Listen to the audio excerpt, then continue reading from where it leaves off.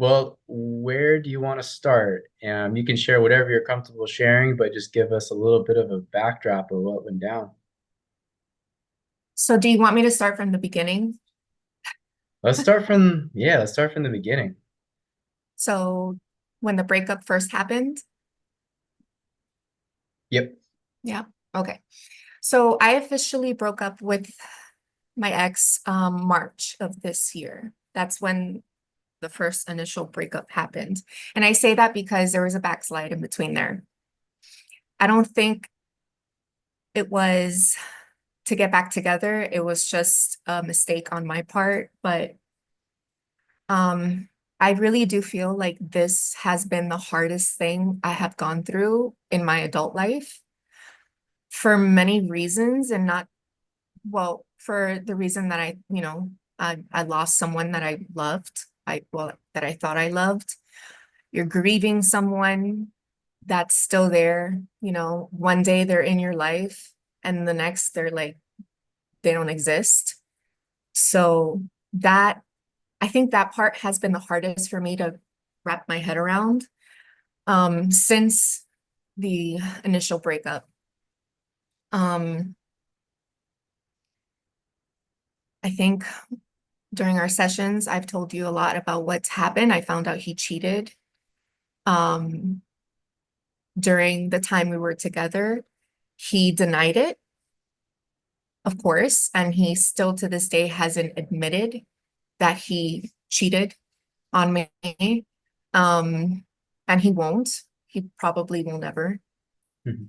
Um, After the breakup, I started doing the research. I started going on TikTok and learning about the attachment styles. And I don't think it was the first time I've heard of them because I've heard of them in I've taken psychology classes before and the avoidant attachment, the anxious attachment styles, it's not brand new, but I feel like now a lot of more people are learning about it and realizing that they have that certain style. And my ex definitely is an avoidant, hands down. He is an avoidant. He is like the definition of one. Narcissist, I don't think so. I think he has tendencies, but I don't think he's a full-blown narcissist. I don't think he does things with bad intentions. Um, but yeah, he's definitely an avoidant. I that triggered my anxious attachment style that I've had that I felt like I was working on in this relationship compared to my relationship before. And we talked about that in our sessions that I was trying to do better and I really thought I was better in this relationship. So it was blindsiding, shocking because of from one day to another, he was, I love you, let's move in together, let's have a life together, let's travel, let's do all these things to yeah, no, I'm not in love or I can't do this. I can't do this right now. Yeah, it was blindsiding for sure. Um, Traumatic, I think I wouldn't say that's a dramatic word, but it's accurate. It was a traumatic thing because you think one thing, you think your life is going to be one way one day, and then the next day it's completely different. But that brings me to what I learned about during the breakup was I was kind of an avoidant to myself during the relationship. I avoided a lot of my needs, a lot of things that I needed to do to satisfy his needs and, make sure that I was a good girlfriend to him, a good partner to him. So I kind of had that attachment style towards myself. And the reason why I feel like it was so difficult is because I had to turn that attention back to me. And I don't want to do that. I liked taking care of someone else. I like having my attention on someone else because dealing with yourself is rough sometimes. Mhm. So so yeah, that's like the gist of it. I appreciate you sharing all of that. What indicated to you that he was avoided? Well, when I started looking at the videos, when I came across yours and other videos about how, the patterns, the love bombing in the beginning, the overload of attention, how everything was perfect, and then it just shifted to withdrawing from the relationship, making excuses, that that made me realize that he was avoidantly attached. Um, I think when it got real, when the talk of us moving in together, me expressing my needs, me expressing things that I felt were wrong in the relationship, and I wanted to let him know because I wanted to communicate it and not keep it to myself.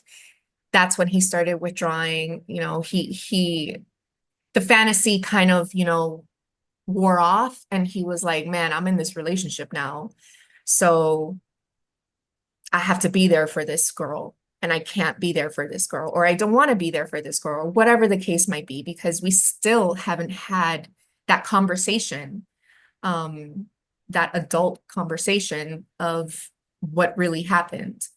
We Hmm. still haven't had that conversation. So I'm just going off of assumption of what he thought, what he's thinking. So those were the signs, those were the major signs of how I really do feel he has an avoidant attachment style because of the way that he acted after coming in so strong in the beginning and then just withdrawing. And it was the dynamic was a little more dry. So that triggered the anxious person in me. And I started asking questions and wanting to have the talks, and he didn't want to, Hmm. or he felt like he did in his way, and that was good enough. Hmm. Would Yeah. you describe what you went through near the end as a breakup or as more of a discard? A discard, because um the breakup happened in person, but my questions weren't answered. I still left just confused and upset, and he did not want to talk to me for weeks. He would not speak to me.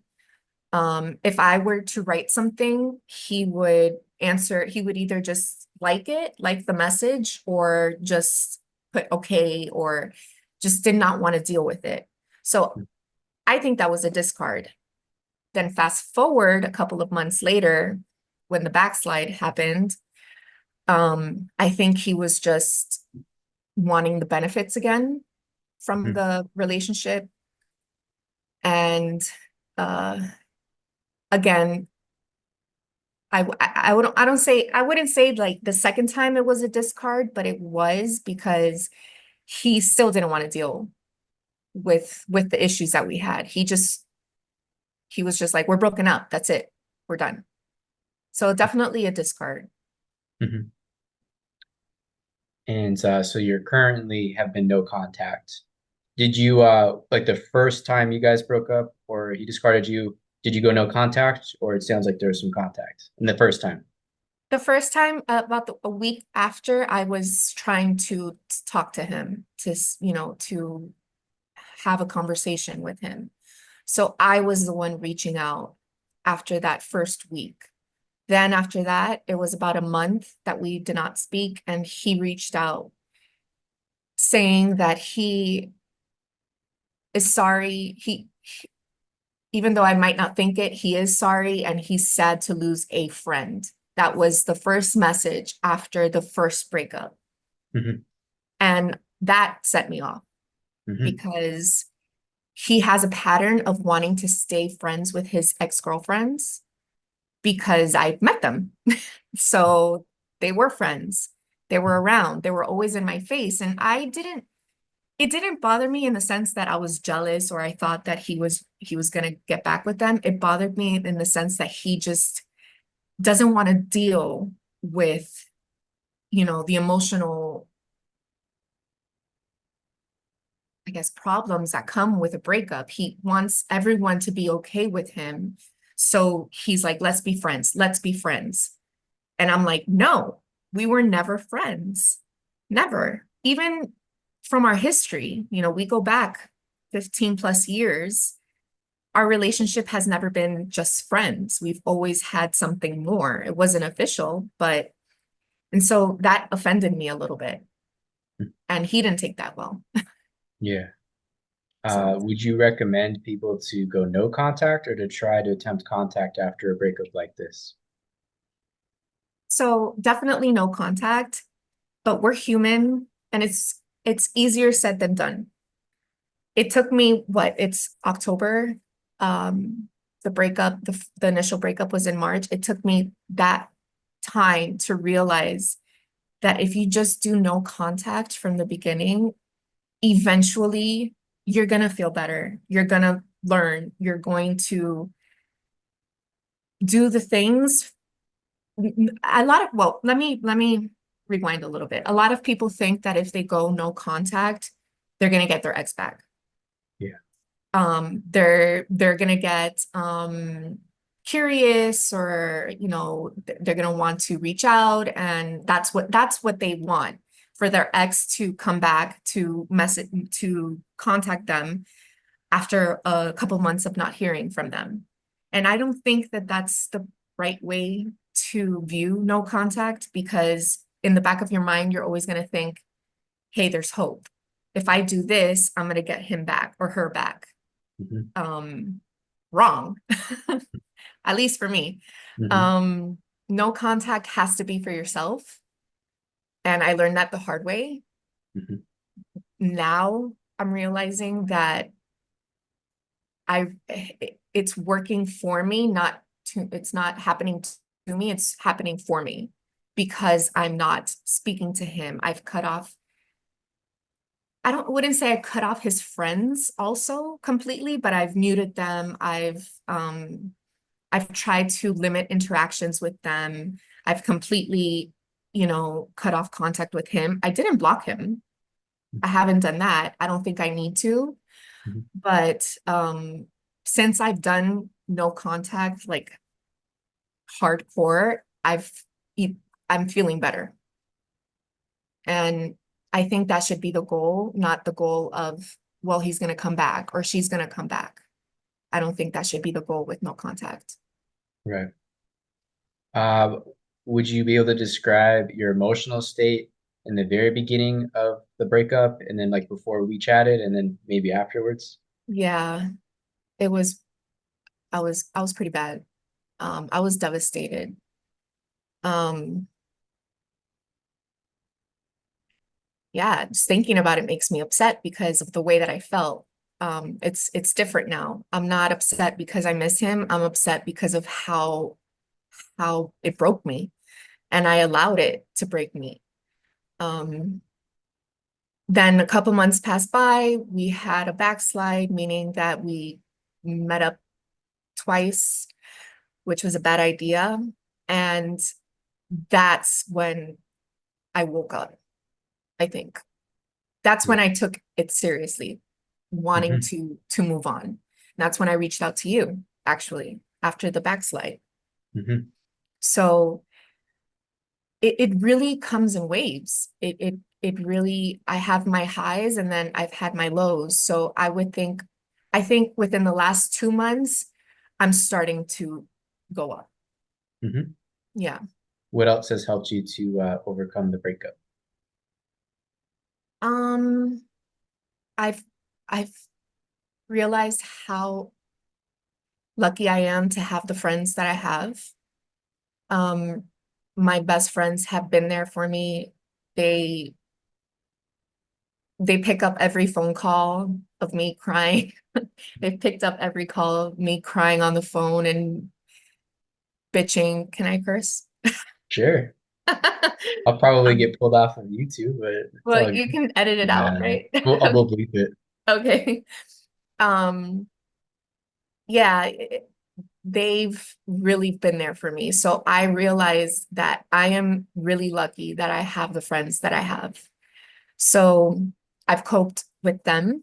I have tried to come up with new hobbies to, to keep my mind off of, the stressful things. And it's not just a breakup, just other things as well, but primarily the breakup. Mhm. Painting actually, and the skydiving. Well, not really, but eventually I'm going back there, and just the gym. The gym is really helpful. Mhm. Releasing stress. Honestly, crying sometimes helps Mhm. because you feel so overwhelmed and you don't know what to do. So I'm just gonna cry. I'm just going to cry and let it out. And I felt better. I feel better after it. I need to let it out. Yeah. I think one advantage that I have is I cope in healthy ways. I don't turn to drinking, I don't turn to drugs, I don't turn to sex, I don't turn to anything like that. I really do it the hard way. Like I let myself feel it, because if not, I'm just like him. You're Yeah. avoiding, the emotions. And I don't think he's ever going to heal with whatever he's going through if he doesn't deal with his emotions, regulate them, learn how to cope. Um, Social media has been a double-edged sword. It's been really good and really bad. Good in the way that I found a lot of support on there. Example, your videos, other videos on people that are going through the same thing, and you don't feel so alone. So that helps. The bad is pretty obvious. The bad is you see things you don't want to see. Um,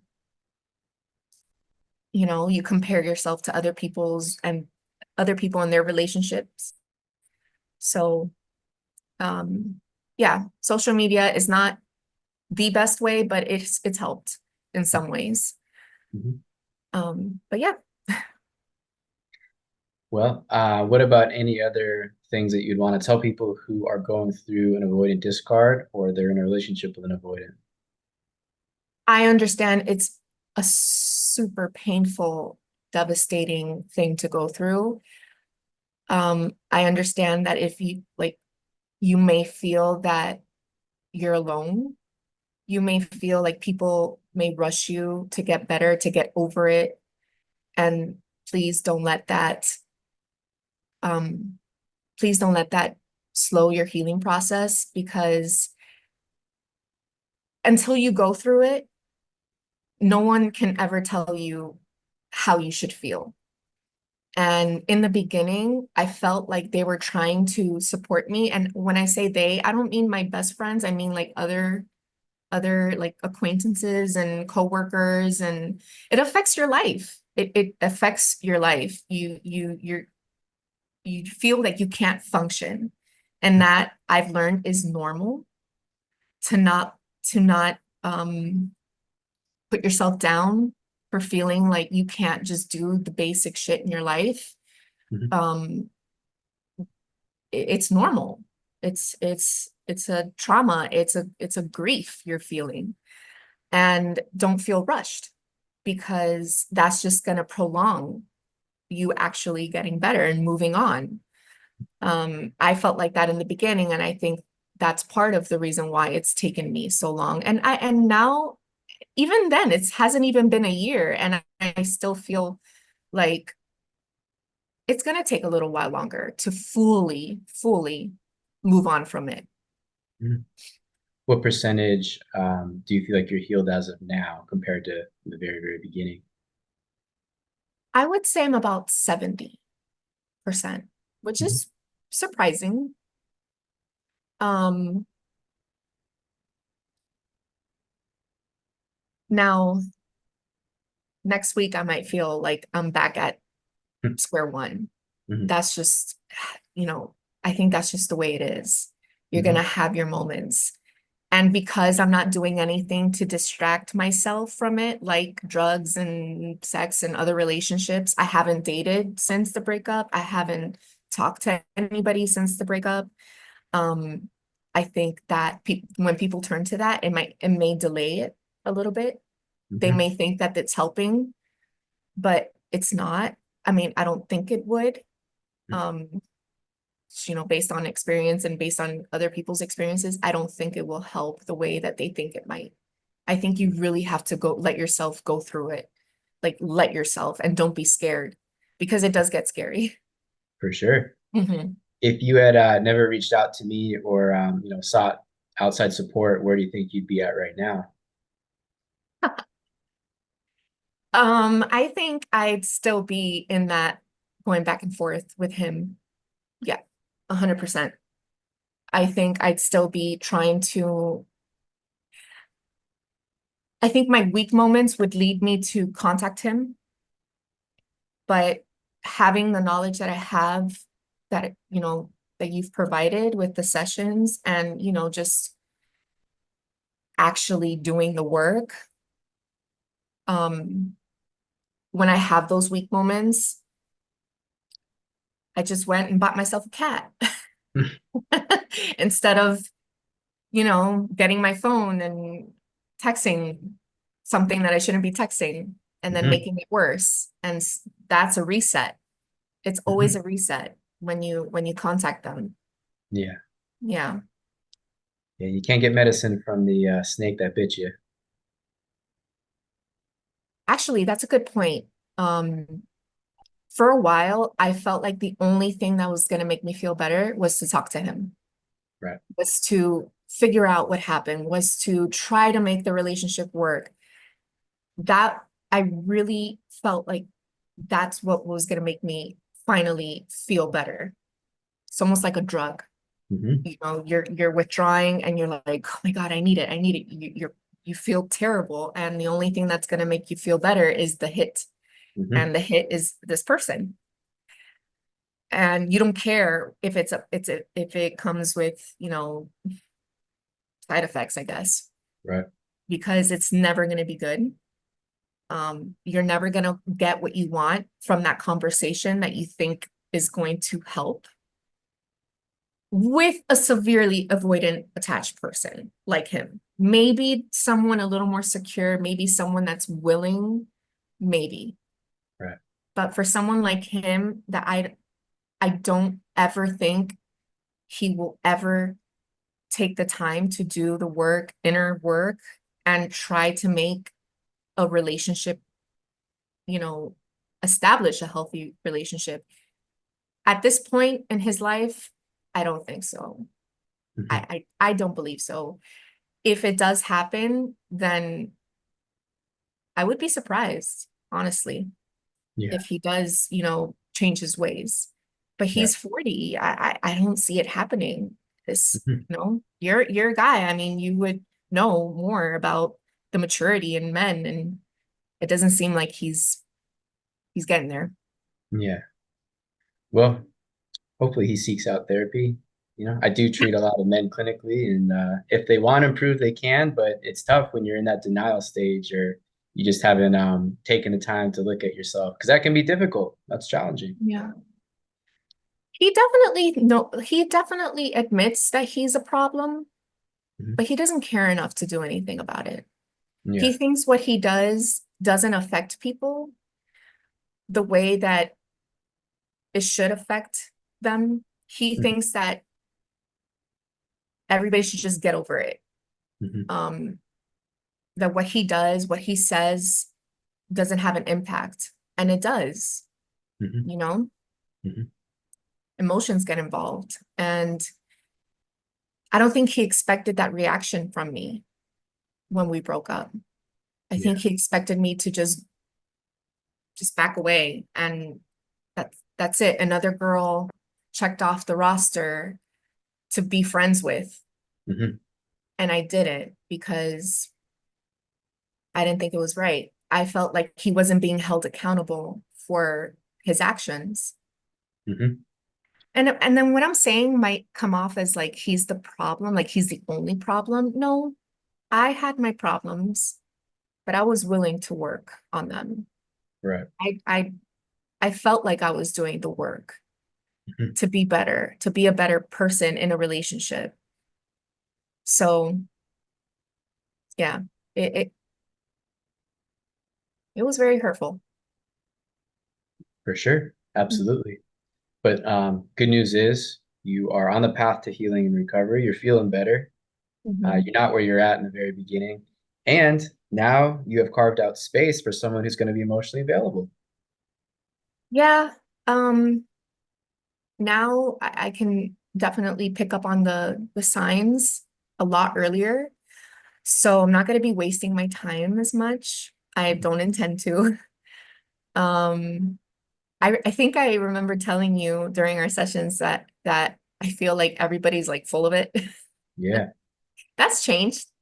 Yeah. That's good. Yeah. Um, I just I was very angry when I said that. And not just men, anybody that I would talk to, I'd just be like, I feel like you're just not genuine. And it was me, I guess, projecting my feelings onto them.